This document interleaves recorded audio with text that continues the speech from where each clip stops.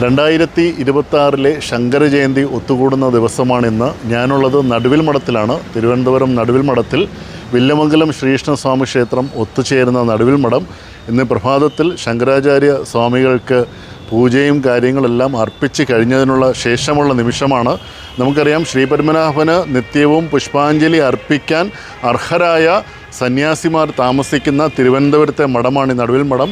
തൃശ്ശൂരിൽ വടക്കുന്നാഥൻ്റെ മുന്നിലാണ് മഠത്തിൻ്റെ പ്രധാന ആസ്ഥാനം. ഇവിടെ ഇന്ന് താമസിച്ച് ഭഗവാന് നിത്യവും പുഷ്പാഞ്ജലി അർപ്പിക്കുന്നത് ഉറവങ്കര അച്യുതഭാരതി സ്വാമികളാണ്. സ്വാമികൾ വന്നതിന് ശേഷമാണ് ഈ മഠത്തിൻ്റെയും ക്ഷേത്രത്തിൻ്റെയും എല്ലാം മുഖച്ഛായ തന്നെ മാറുന്നത്.